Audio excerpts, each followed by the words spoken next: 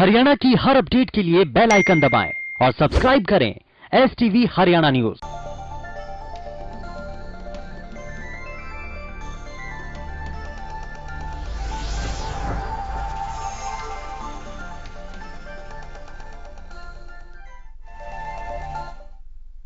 नमस्कार, स्वागत है आपका। मैं हूं नंदिनी मिश्रा, आपके साथ बुलेटिन की शुरुआत करेंगे बड़ी खबर से। बड़ौदा उपचुनाव को लेकर आपको बता दें, बड़ौदा उपचुनाव को लेकर बैठकों का दौर जारी है लगातार। बीजेपी चुनाव समिति की बैठक आज होनी है और कल जेजेपी बीजेपी गठबंधन को लेकर भी बैठक हुई थी। बड़ौदा उपचुनाव को लेकर आज बीजेपी की चुनाव समिति की बैठक होगी, जिसमें बड़ौदा उपचुनाव में बीजेपी का चेहरा कौन होगा, कैंडिडेट कौन होगा, इस पर मुहर लग सकती है। बीजेपी प्रदेश अध्यक्ष ओपी धनखड़ इस बैठक में मौजूद होंगे। मुख्यमंत्री मनोहर लाल भी बैठक में शामिल होंगे। बड़ौदा उपचुनाव के उम्मीदवार पर आज मंथन होना है, इसलिए पार्टी के सभी अहम नेता इस बैठक का हिस्सा होंगे। प्रदेश चुनाव समिति के सदस्य भी इस बैठक में शामिल होंगे। मुख्यमंत्री मनोहर लाल से लेकर बीजेपी के प्रदेश अध्यक्ष ओपी धनखड़ बड़ौदा उपचुनाव को लेकर आज मंथन करने वाले हैं। कल भी आपको बता दें कि अहम मीटिंग हुई थी बीजेपी और जेजेपी के नेताओं के बीच, जिसमें सामंजस्य बिठाया गया है कि बड़ौदा उपचुनाव बीजेपी और जेजेपी मिलकर लड़ेंगे और जो भी कैंडिडेट होगा बीजेपी के सिंबल पर चुनाव लड़ेगा। अब ऐसे में आज बीजेपी की चुनाव समिति की बैठक होने जा रही है, जिसमें मुख्यमंत्री मनोहर लाल और प्रदेश अध्यक्ष ओपी धनखड़ इस बैठक में हिस्सा लेंगे और बीजेपी के कैंडिडेट पर आज मंथन होगा। वहीं आज मुख्यमंत्री मनोहर लाल प्रेस कॉन्फ्रेंस करने वाले हैं। ठीक 11 बजे सीएम मनोहर लाल मीडिया को संबोधित करेंगे, जिसमें बड़ौदा उपचुनाव और कृषि कानून जैसे अहम मुद्दों पर सीएम मीडिया से बातचीत कर सकते हैं। गोहाना मीडिया सेंटर में सीएम की प्रेस कॉन्फ्रेंस आयोजित की गई है। आज कृषि कानून को लेकर सीधा संवाद करेंगे मीडिया से सीएम मनोहर लाल। इसके अलावा बड़ौदा उपचुनाव को लेकर भी सीएम मनोहर लाल बातचीत। संवाददाता लाजपत हमारे साथ जुड़ चुके हैं। लाजपत, सबसे पहले बीजेपी की जो मीटिंग आज होने वाली है चुनाव समिति की, उसे लेकर जानकारी दे कि कब ये मीटिंग होगी और माना जाए कि आज बीजेपी का उम्मीदवार तय हो जाएगा इस मीटिंग में। आज बात करें तो काफी बड़ी बैठक है जो कि बीजेपी कार्यालय में है और उसका समय अभी जो करीब हमारे को 2 बजे का समय बताया गया है जी। और सबसे बड़ी बात है कि गोहाना में आज प्रेस कॉन्फ्रेंस मुख्यमंत्री करेंगे और आज बीजेपी का जो कैंडिडेट है उसकी घोषणा हो सकती है। बड़ी बैठक है और जो बीजेपी जो बड़ौदा चुनाव को लेकर आज अपने कैंडिडेट का नाम घोषणा कर सकती है। जी बिल्कुल। आज 11 बजे मुख्यमंत्री मीडिया से मुखातिब होंगे। ऐसे में कृषि कानून को लेकर भी जाहिर तौर पर लगातार हर दिन बीजेपी के नेता कृषि कानून को लेकर भी संवाद साध रहे हैं और किसानों के गुस्से को कम करने की कोशिश कर रहे हैं। तो आज मुख्य तौर पर यही माना जाए कि मुख्यमंत्री का मीडिया को संबोधित करने का जो एजेंडा है वो कृषि कानून को लेकर ही होगा। जी बिल्कुल, आज कृषि कानून को भी लेकर है और जो आज बड़ौदा चुनाव को भी लेकर भी है और काफी ऐसे मुद्दे हैं जो कि आज मुख्यमंत्री जो जिनको साफ करने की कोशिश करेंगे, क्योंकि जेबीटी जो टीचर हैं जो के उन पर भी काफी गहरीनता से बातचीत हो सकती है। जी चलिए, शुक्रिया लाजपत आपका जानकारी के लिए। तो जो जानकारी मिल पा रही है, गोहाना में 11 बजे ठीक मीडिया को संबोधित करेंगे मुख्यमंत्री मनोहर लाल, जिसमें कृषि कानून समेत बड़ौदा उपचुनाव को लेकर भी मुख्यमंत्री आज मीडिया से मुखातिब होंगे। और इसी बीच रुख करेंगे बड़ी खबर का कालावली से, जहां पर अनिश्चितकालीन धरने पर बैठ चुके हैं मजदूर। कच्चा आड़ती मजदूर एसोसिएशन के तहत ये धरना दिया जा रहा है। कालावली में मार्केट कमेटी में मजदूरों का धरना लगातार जारी है। अनिश्चितकालीन धरने पर मजदूर बैठ चुके हैं अपनी मांगों को लेकर।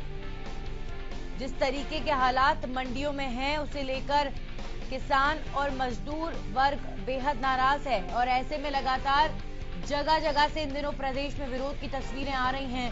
कालावली में कच्चा आड़ती मजदूर एसोसिएशन के तहत मजदूर अनिश्चितकालीन धरने पर बैठे हुए हैं। मार्केट कमेटी में मजदूरों का धरना, मजदूर इकट्ठा हुए जहां पर सरकार के खिलाफ मजदूरों ने धरना दिया है और नारेबाजी की है। मंडी के गेट को भी बंद कर दिया गया। लगातार अनिश्चितकालीन धरने पर मजदूर वर्ग बैठा हुआ है। इस खबर पर जानकारी के साथ जगदीश प्रजापति हमारे साथ लाइव जुड़ चुके हैं, सीधे उनसे बातचीत करेंगे। जगदीश, अगर बात करें मजदूरों की तो ऐसे में जब अनिश्चितकालीन धरने पर मजदूर बैठे हुए हैं तो सबसे पहले बताएं कि उनकी क्या मांगे हैं और क्यों मजदूर ये धरना दे रहे हैं। जी नंदिनी, बिल्कुल अगर बात की जाए मजदूरों की तो मजदूर कल से धरने पर बैठे हुए हैं। जो 3 अध्यादेश को लेकर सरकार के द्वारा सीधी जो खरीद है, अगर नरमा कपास की फसल की बात करें, जीरी की फसल की बात करें, सीधी वो खरीदी जा रही है। जो आड़तियों के मार्फत नहीं खरीदी जा रही थी, ये मजदूर है आड़ती की दुकानों पर जो काम करते थे, जैसे कि फसल को ट्रालियों से उतार कर उनको जार कर भरना, लेकिन अब सीधी खरीद की जा रही है। तो मजदूरों के आरोप भी हैं और जो बिल्कुल सत्य जाहिर सी बात है कि बिना मजदूर के जो जीरी की फसल है वो कैसी जारी जाएगी और नरमा कपास की गुणवत्ता बिना ट्राली के नीचे उतारे कैसे चेक होगी, उसको लेकर इन मजदूरों का जो काम है सरकार के द्वारा छीनने का काम किया गया है, उसको लेकर आज मजदूर जो कच्चा आड़ती एसोसिएशन मजदूर यूनियन है उसके बैनर तले मार्केट में अनिश्चितकालीन धरने पर बैठे हुए हैं। उनका समर्थन आड़ती एसोसिएशन के लोगों ने भी दिया हुआ है। जी नंदनी। जी बिल्कुल, अगर बात करें कल मजदूरों ने काफी हंगामा भी किया था और काफी विरोध प्रदर्शन हुआ था, तो ऐसे में कल की एक बार तस्वीर बताएं और आगे मजदूरों का क्या कहना है कि क्या इसी तरीके से अनिश्चितकालीन धरने पर बैठे रहेंगे। जी बिल्कुल नंदिनी, अगर कल की बात करें तो कल मजदूरों की ओर से जैसे ही अनाज मंडी के गेट बंद करने की गई तो पुलिस की ओर से उनको रोकने का प्रयास किया गया, लेकिन पुलिस बल जो कम पड़ता नजर आया। सैकड़ों की संख्या में मजदूर थे, उन्होंने गेटबंदी कर दी। बिल्कुल गेटबंदी करने के बाद दूसरी ओर किसान जो है खरीद के पक्ष में थे, लेकिन किसान और मजदूर आमने सामने होते दिख रहे थे। लेकिन कालावाली एसडीएम निर्मल नागर ने अपनी सूझबूझ से सुलझाते हुए मजदूरों को एक अलग जगह पर ले जाकर उनको संतुष्ट कराने का काम किया। वहीं उन्होंने भाषण भी दिया था मजदूरों को कि मैं जल्द ऊपर बात इनको मजदूरी दिलाने का काम दिलाने का काम किया जाएगा। लेकिन मार्केट सचिव मेजर सिंह की ओर से अगर एक बात कही गई कि इन मजदूरों को धरना पर जो बैठे थे कि ट्रैक्टर चढ़ा दो, ये अपने आप उठ जाएंगे, उस बात को लेकर मजदूर कहीं ना कहीं आक्रोशित नजर आए। उसी बात को लेकर वो धरने पर अड़े हुए हैं। उनका यह कहना है कि जब तक कमेटी सचिव की भी कार्रवाई नहीं होती और उनको काम जो है नहीं दिया जाता, तब तक वह धरने पर अड़े रहेंगे। जी नंदनी। चलिए जगदीश, आप बने रहिए हमारे साथ। तो एक बार फिर से दर्शकों को बता देते हैं,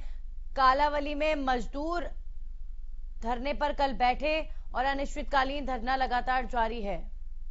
तो कालावली में मजदूरों के धरने पर बैठने का जो सबसे बड़ा कारण है वो है उनकी बेरोजगारी।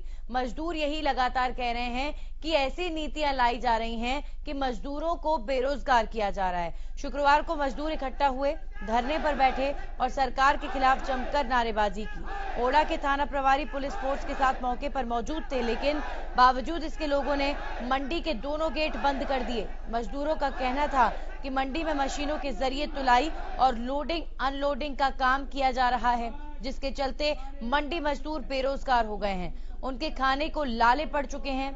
अधिकारियों ने प्रदर्शनकारी लोगों को उनके प्रतिनिधियों से भी बातचीत की। वहीं उपमंडल अधिकारी निर्मल नागर ने कहा है कि जिला उपायुक्त से बात करके समाधान करवाया जाएगा, जिसके बाद लोग शांत हुए, लेकिन अभी भी मजदूरों का धरना जो है वो लगातार जारी है। अनाज मंडी कालावाली में मजदूर संघ द्वारा जाम लगाया गया और रोष प्रदर्शन था। इसमें मजदूरों का कहना था कि उन्हें उनकी रोजी रोटी नहीं मिल रही है। जो सीसीआई द्वारा नरमे की कपास की खरीद की जा रही है वो उससे उन्हें मजदूरी नहीं मिल रही है। जैसा उन्होंने बताया कि सीसीआई के अधिकारी ट्रैक्टर की ट्राली में सीधा अपना इंस्ट्रूमेंट लगाकर उसको वहीं पास कर देते हैं, जबकि जैसा आड़ती एसोसिएशन ने बताया कि नॉर्म अनुसार वो नीचे उतार कर सारी को चेक करके देन उसको ट्रैक्टर ट्राली में या अन्य वाहन में चढ़ाकर दोबारा से आगे उसको भेजना चाहिए। आगे की हमारी रणनीति ये है, हम पिछले 70 सालों से ये मजदूरी का काम कर रहे हैं, मंडी मजदूरी का काम कर रहे हैं। आज सरकार ने फैसला ले लिया है सीधी खरीद का, और नरमा भी सीधा भेज रहे हैं और धान भी सीधा भेज रहे हैं। इससे हम 70 सालों से मजदूर लेबर का काम कर रही है। हम अपने बच्चे की पढ़ाई लिखाई और लालन पोषण हमारा इसी पे निर्भर था। आज सरकार ने हमारे से ये तो इस खबर पर लगातार जगदीश हमारे साथ बने हुए हैं। जगदीश, सबसे बड़ा सवाल ये है कि अब इन मजदूरों की इन समस्याओं का समाधान कैसे होगा, इस पर प्रशासन का क्या रुख है? जी बिल्कुल, हमारी कल इसको लेकर उपमंडल अधिकारी निर्मल नागर से बात हुई तो उन्होंने कहा कि उपायुक्त से बात की जा रही है। फैक्ट्री संचालकों को बोलकर इन मजदूरों को मशीनों का हटाकर मजदूरों को काम दिया जाएगा। वहीं उन्होंने एक आश्वासन जो पंचायती तौर पर उन्होंने आश्वासन दिया कि जो नरमा और कपास की फसल है उसको ट्रालियों से नीचे उतारकर उसकी ढेरी करवाई जाएगी, तब तो इन लोगों को काम मिल जाएगा। उन्होंने कहा कि इस तरह मैं ऊपर बात करके उपायुक्त महोदय से नरमा को जो है उतारकर उसकी गुणवत्ता चेक करके उसको फिर ट्रालियों में भर के उसको खरीदा जाएगा। इसको लेकर कहीं ना कहीं मजदूरों को जो है काम, जो मजदूरी का काम है वो मिल सकता है। नंदनी, एक तो मैं बड़ी बता दूं कि मजदूर यूनियन के जो प्रधान है मुकेश, उनकी ओर से यह घोषणा कर दी गई अगर इनकी कोई समस्या का हल नहीं होता तो वह अपने बच्चों सहित सुसाइड है जो करेंगे और उसका जिम्मेवार जो है सरकार होगी। जी नंदनी। चलिए, बिल्कुल शुक्रिया आपका जगदीश तमाम जानकारी के लिए। तो मजदूरों की जो परेशानी है वाकई बेहद गंभीर है, जिसको लेकर मजदूर संघ जो है वो अब लगातार कालावली में धरने पर बैठा हुआ। वक्त है कोरोना अपडेट का। आपको बता दें, हरियाणा में कोरोना के आंकड़ों में लगातार बढ़ोतरी हो रही है। पिछले 24 घंटे में 1250 नए मामलों की पुष्टि हुई है। गुरुग्राम में 261, फरीदाबाद में 153 नए केसेस सामने आए हैं। हिसार में 108, सोनीपत में 89 नए मामलों की पुष्टि हुई है। इसके अलावा रोहतक में और सिरसा में 75 नए केसेस सामने आए हैं। प्रदेश में 24 घंटे में 14 मरीजों की मौत हो चुकी है। वहीं अब तक कुल 1562 कोरोना मरीजों की मौत प्रदेश के अंदर हो चुकी है। इस खबर पर हमारे साथ लाजपत जुड़ चुके हैं, सोनीपत से सीधा उनका रुख करेंगे और सोनीपत में क्या है हालात ये उनसे जानेंगे। पिछले 24 घंटे में लाजपत, अगर बात करें सोनीपत की, पिछले 24 घंटे में कितने आंकड़े सामने आए हैं और क्या तस्वीर फिलहाल आप वहां देख सकते हैं, क्या स्थिति है? जी बिल्कुल नंदनी, यहाँ पर बात करें तो जिला सोनीपत में लगातार जो आफत है वो कोरोना की काफी बड़ी आफत है। इसमें काफी आंकड़े ऐसे हैं जिनको अगर बात करें तो महंगाई पर बात इस पे चर्चा हो सकती है, क्योंकि चर्चा का वजह ये है कि हमने खुद देखा है कि जो सब्जी थी या दाल थी उन पर भी काफी इसका प्रभाव पड़ता हुआ नजर आ रहा है। बाजार में जो दुकानें हैं उन पर भी काफी प्रभाव पड़ता हुआ नजर आ रहा है। कुछ बाजार में ऐसी चीजें हैं जो सस्ती भी हुई हैं, लेकिन जो जरूरतमंद की चीजें हैं, जो हर रोज की जरूरत है, वो काफी महंगी होती हुई नजर आ रही है। तो कोरोना का काफी जो लोगों पर प्रभाव पड़ता हुआ नजर आ रहा है। ऐसे में जिला सोनीपत में अगर बात करें तो दाल पर ही सीधा 20 रुपए ज्यादा बढ़ गए हैं। ऐसे में कहीं ना कहीं काफी महंगाई होती हुई नजर आ रही है। लेकिन कोरोना के पेशेंट भी बढ़ते हुए नजर आ रहे हैं। कोरोना के पेशेंट की वजह से भी स्वास्थ्य विभाग की टीम के सामने काफी बड़ी चुनौती है। लेकिन सरकार को और विभाग को जागने की जरूरत है, क्योंकि भीड़ भड़ाके का एरिया है, वहां पर भी काफी दिक्कत है। जहां पर अवैध सब्जी मंडी लगती है, वहां पर काफी भीड़ होती है। नंदनी, ऐसे में लोगों की जो काफी दिक्कत का सामना करना पड़ा। जी नंदनी। जी बिल्कुल लाजपत, जिस तरह की परिस्थितियां हैं उसमें सोशल डिस्टेंसिंग और कोरोना से बचाव जो है अब और भी ज्यादा मुश्किल हो गया है लोगों के लिए, क्योंकि कई लोग ऐसे हैं जो इस चीज की गंभीरता को समझ नहीं रहे हैं और काफी भीड़ सड़कों पर इस वक्त देखने को मिलती है। लेकिन एक और जो बड़ी बात लाजपत सामने आई है कि प्रदेश में अभी भी हर दिन 1200 से ज्यादा मरीज लगभग कोरोना के सामने आ रहे हैं और ये जो आंकड़ा है ये आंकड़ा बेहद डराने वाला है, क्योंकि अगर कोरोना के मरीज कम होते नजर आते हैं तो एक राहत की सांस ली जा सकती है, लेकिन ना तो प्रदेश में कम हो रहे हैं और ना देश में कम हो रहे हैं। जी बिल्कुल नंदनी, हरियाणा न्यूज की टीम की तरफ से एक अपील है लोगों से कि आप अपना ध्यान रखें, स्वस्थ रहें और सोशल डिस्टेंसिंग का और मास्क का ध्यान रखें, क्योंकि लगातार जो कोरोना के पेशेंट बढ़ रहे हैं उससे लोगों में दहशत खत्म हो चुकी है, लेकिन कहीं ना कहीं जो उसमें दहशत बनी हुई भी है। और दोनों तरह के लोग हैं क्योंकि दहशत उन लोगों में खत्म हो चुकी है। जो माइनर लोग हैं वो बिगर मास्क के और भीड़ भड़ाके में ऐसे ही घूमते हैं, लेकिन जो लोग हैं काफी लोगों में दहशत उनमें है जो अभी भी अपने घरों में या बाजार में जाने से डरते हुए हैं। जो बाजार में जाते हुआ डरता है वो व्यक्ति काफी दहशत में है। और यहाँ पर नंदनी बात करें तो लगातार जो पेशेंट बढ़ रहे हैं इसमें काफी मौत के भी आंकड़े बढ़ रहे हैं। तो लोगों से एक हरियाणा न्यूज की टीम की तरफ से अपील है कि अपना ध्यान रखें, अपने परिवार का ध्यान रखें, क्योंकि काफी बड़ी बीमारी है ये और सरकार को और प्रशासन को इस पर मंथन करने की जरूरत है। क्योंकि नंदनी प्रशासन और सरकार की अभी जो बड़ौदा चुनाव चला हुआ है उस पर भी काफी नजर है, क्योंकि इसके बाद बड़ौदा चुनाव के बाद कोई बड़ा फैसला भी प्रशासन और सरकार ले सकता है। चलिए, बिल्कुल, बहुत बहुत शुक्रिया आपका लाजपत जानकारी के लिए। तो अभी फिलहाल प्रदेश में कोरोना को लेकर जो स्थिति बनी हुई है वो अभी भी डराने वाली है, तो इसलिए डरें और कोरोना से बचें और सावधानी जरूर बरतें। इसी के साथ बुलेटिन में इतना ही।